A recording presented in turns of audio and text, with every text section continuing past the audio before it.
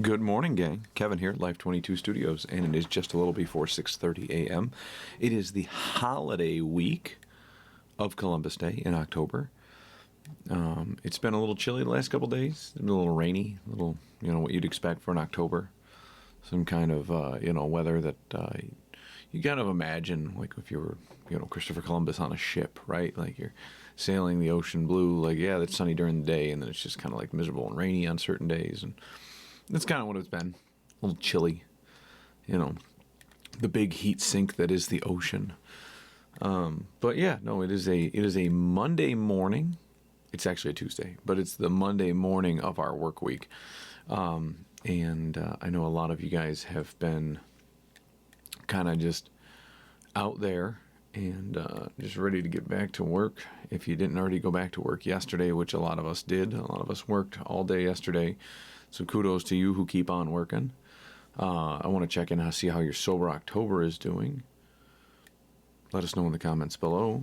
And I'm trying to think what else there is. There is a Luke Winkie update for all of you out there who are concerned with that. Today is our 13,700th episode. Each day being an episode of my life. So that's, and that for all those who don't know, that's where the day moniker and the episode title or the episode date stamp comes from. So that's kind of how we started the channel. It was like, my life is kind of ridiculous. So there's a lot of shit going on. Obviously, most things in your life happen because of your own doing. Obviously, I'm a crazy, outlandish person. So crazy, outlandish shit happens to me all the time. So, speaking of crazy and outlandish, Luke Winkie update. He is out. I believe he may have court today. Little birdies on the wire have been telling me, because they're all currently on the lam hiding from this person. But apparently he's, guess been released, but has restrictions due to his curfew. In regard, I think there's curfews in a halfway house in Jamestown or something. So. For all those who don't live in Jamestown, you're safe for now until he's wheels up. So, that said, I'm trying to think. Oh, so today's podcast, I kind of want to get into. I want to do our a Monday morning update, and which we did. We covered it. But I want to do it. I was thinking about. I woke up this morning thinking about Audacity. The term Audacity. And we need more people with Audacity. That gumption to stand up and just kind of tell people what they think or not back down to people that are menacing and threatening. Somebody tries to overbear their opinion on you with the fact that you might be timid and not audastic, and not have, the testicular fortitude, as I like to use, to stand your ground. And so today's little excerpt was just a shout out to all the people that have been audastic lately, and have been building their audacity and being able to better our community for it. So the first shout out I'm going to give to my wife and my neighbor Amy and my other neighbor Emma, who have been on the front lines of the neighborhood watch that we put into place a few months ago. I've been helping where I can. Obviously, I work a lot, and so I'm able to kind of help bankroll them with megaphones and body cams and things like that. But for the most part, they've been leading the charge, boots on the ground, and nothing. There's no substitute for that. So. Shout out to them. They've been out there late nights and being audastic. So I know my wife leads the charge to where the neighbors are like, oh, geez, did she just do that? She'll call out drug addicts for going into drug houses. She will call out. She'll get on the horn with spotlighters to spotlight different neighborhoods that she receives via message for different neighborhoods. So she hasn't been she didn't create the spotlighting, but once once it started happening, like a little network started to get formed. So just to kind of, sunshine's the best disinfectant, and it's kind of been great. So calling out different people, she writes down names and numbers, but be to the Audacity point, right? Like instead of just the watchful eye of Neighborhood Watch, just letting them know that, like, hey, we also won't stand for this. And so, and I woke up this morning thinking, like, man, my wife watched the football game on the front porch. My mom's in town visiting. They both watched the football game. I went to bed early so I could get up. I have work. I wanted to squeeze in a podcast, and I get a little bit of paperwork and some bills to pay still yet before I have to get the kids ready for school. But it's one of those, they were on the front porch, and it wasn't to do Neighborhood Watch type stuff. We've had a record low number of, like, garbage on the street, including needles. Needles are at an all-time low in our neighborhood. Usually we have to go around once a week and, like, inspect sidewalks within, like, a block radius for needles that can poke kids and have poked kids in our neighborhood, and that's what is the biggest issue. Thank God it's been none of my kids. It's not been, you know what I mean? It's just, but it's still, like, you know, there's people, and they, you know, their kids chase behind them, and kids like to run around without shoes on. You know what I mean? It's like, okay, you put shoes on, but, like, needles are pokey metal. Like, they can penetrate skin, they can penetrate clothing, they can penetrate most gloves. So why couldn't they penetrate the thin foam shoe of a kid's sole of their shoe? You know, so it's one of those. Kids like to pick up shiny things. They shine, they glimmer in the sunlight. You know, and so it's one of those that we just. It irks me that we have to do it, but, you know, at the same time, like, it's our neighborhood. It's the things that cause you problem in this world. If you have an issue with something, that means it's your problem. And so we have an issue with the drug addicts in our neighborhood that makes it our problem. Yes, a lot of the neighbors wish that the government would do more. We wish that the cops could do more. I don't blame the cops personally.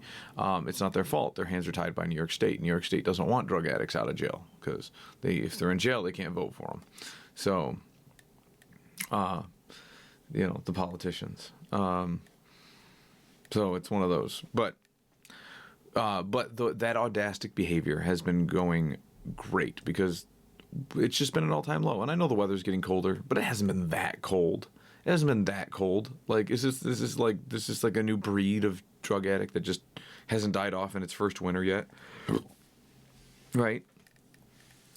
Like newborn woodland creatures, like they're born in the spring and they kind of try to make it through without getting eaten by predators. And when the first winter hits and like 40% of them die, like I doubt that's the case. I'm sure, you know, a lot of the faces, according to some of the neighbors, have been around since they were kids. Oh, excuse me. So yeah, a lot of the. There's always two. There's always at least two. Anyways, we've they're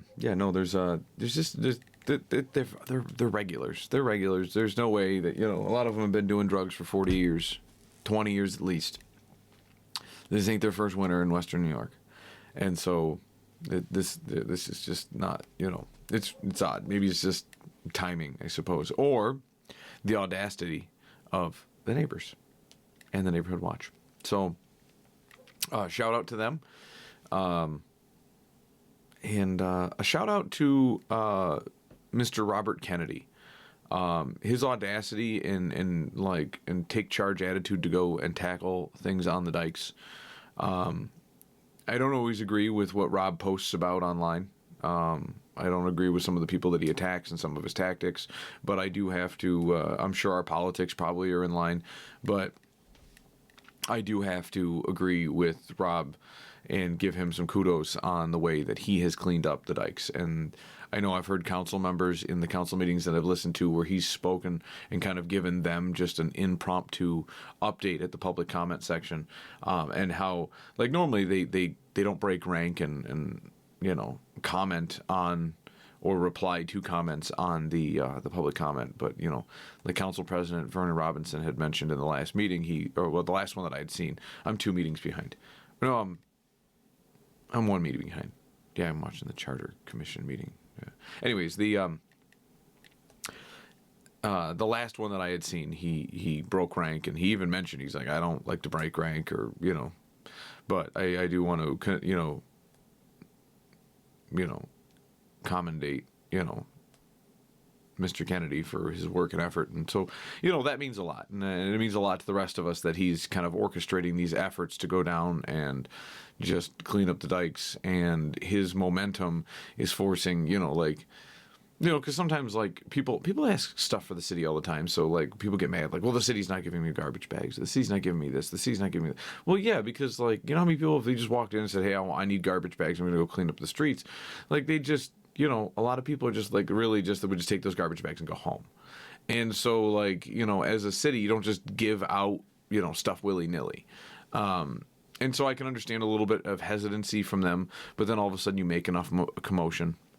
You get enough local business to say, yeah, you're going to clean up the dikes. Yeah, you go, there's a, you know what I mean? And then you start posting things on Facebook and making it public. And like I said, sunshine's the best disinfectant. And you get out there and you start doing that. And then you're going to get the government to kind of back behind you. But it takes the local figures, the Worth W. Smith who donated gloves, and the Union Sales that usually donates garbage bags. And I think Worth W. Smith may have also donated garbage bags. We offered to donate garbage bags and or dispose of the garbage. And then before we could even get there, the city offered, had said, just, pile it up on the dikes, and our one of our divisions will come and get it, kind of thing. And so it's like, it's nice to see but it all started with that audacity to clean up the messes. You know what I mean? Target your problem where it starts, where it is. Don't just, alleviate it, right? Like, oh, the issue is the drug addict. Like, well, I mean, the issue is drugs. That's really, like, because, like, if drug addicts just kind of wandered around like, like fruit flies, and they just weren't in my kitchen, it wouldn't be a big deal. The problem is I have to address the real problem, which is, like, the fact that there's, some sort of food for them to eat, like this thing in my sink that's causing all the fruit flies, and that's the drugs. And the drugs have, like, the ability to turn my kids into a fruit fly, and the drugs have the ability to poke my kids and cause a lot of medical problems, and turn them into zombies, and and it can turn my fellow neighbors into zombies, and so it's like you got to really target the drugs. And it's not like, well, we need mental health for the drug addicts. It's like, I still don't think you're addressing the real problem here. The root problem is something moral and in the fabric of our society that's collapsing, and I don't know how you fix it. Well, I kind of do. You know what I mean? You start strengthening the family. You start strengthening social bonds, camaraderie amongst neighbors. I got to give out to, got to go back to that. And religion, people don't have anything to believe in anymore. So why would they care? Like, what's the purpose?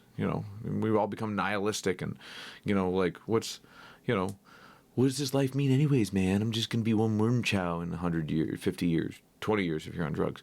And it's like, that's part of it. But when you start building momentum to start targeting the issue, like, all right, so we have an issue with homelessness. All right, well, no homeless encampments. Sorry, and the cops have their hands tied to a degree. There's a couple of them that are, a little loose cannon, which we need more of. We need more cops that are willing to, take on, like, well, is that how we normally do things? Is that I wouldn't want to get in trouble? It's like, no, like, sometimes it's, you're not just, like, beating down somebody. You're not, like, doing something egregious. You do something and you get your wrist slapped. That's it. Like, oh.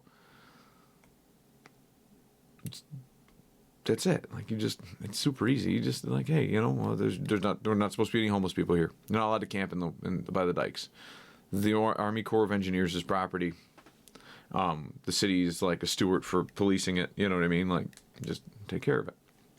And so these are the different things that we deal with. But, it all starts with that audacity. So the audacity of the Neighborhood Watch, the audacity of Robert Kennedy to go down there and just clear it out. And it all starts there, and having that strength, that will to do what's right, regardless if somebody says, "Oh, you can't move somebody's stuff." What if you get in trouble? Like, who cares? What if I get in trouble? Okay, arrest me for cleaning up garbage around the river. Arrest me for cleaning garbage up off the dikes. Arrest me for stopping. Oh, well, it's somebody's personal property. Well, it shouldn't have been left out in the middle of nowhere. Oh, well, that's where they live. Like, no, they don't live there. They don't own the property. They don't rent the property. They don't have permission to be there. It's assumed to be abandoned. Well, they're currently in the tent. Like, Sorry. Unless you're Bubble Boy and this thing is movable, get moseying. And it takes that kind of audacity to do it. And there's too many people that pussyfoot around issues and they don't want to touch it and they don't want to, or they don't want to be bothered by it. And there's other people that have, extra free time in their day and have that audacity. And they say, hey, I'm gonna do what's right. And so kudos to Rob, kudos to my wife, kudos to the neighbors, Amy, Emma, any other neighbors in our Neighborhood Watch group. You can find us on Facebook at Where the Sirens Aren't. And we're in the trenches. And we'll see you guys probably tomorrow. We'll see you guys tomorrow on Life 22.